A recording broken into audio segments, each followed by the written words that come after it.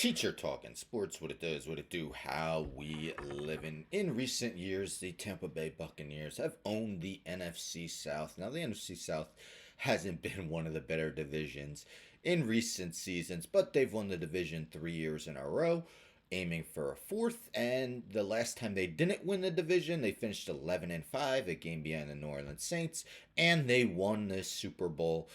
Tampa Bay certainly looked like they had. Were the favorites to win it again this year, entering their Sunday night football game against the Dallas Cowboys. But unfortunately for them, they fell 26-24 to a Dallas team that was eliminated from postseason play earlier in the day. Meanwhile, the Falcons blew out the Giants 34-7. Michael Penix's first start in the NFL. Played pretty well against a terrible Giants team who now currently has the worst record in football. But with the Falcons win and the Buccaneers loss, the two teams are tied with 2 games to go.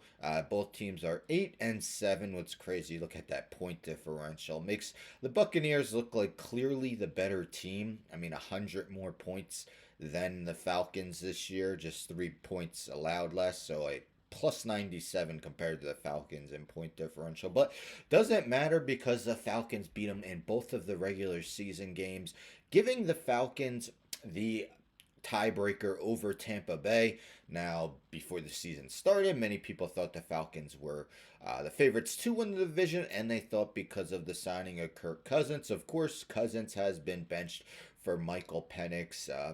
Cousins is kind of the reason why it is a race now, as they went 1-3 in a recent stretch where he threw just 1 touchdown and I believe 9 interceptions. So we take a look at both teams' remaining schedules. The Falcons got a Sunday night game against the on the road against the Washington Commanders, whose win against the Eagles gives them a small chance at still winning the division. They're surely going to play their hardest. Not an easy game. And then last game at home against the Carolina Panthers. Good performance by them over Arizona yesterday.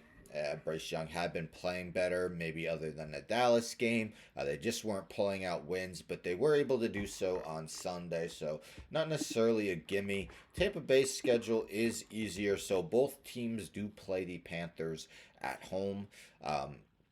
The Buccaneers do so this Sunday, and the Buccaneers' final game is also at home against the New Orleans Saints, who will be starting, I'm guessing, Spencer Rattler. I guess it hasn't been confirmed that Derek Carr will be out next week, but he is out for Monday Night Football tonight, New Orleans at Green Bay. Spencer Rattler is getting the start, so, if Derek Carr's not available for that last game, you would think it would be an easy win for the Buccaneers, but, of course, stranger things have happened now.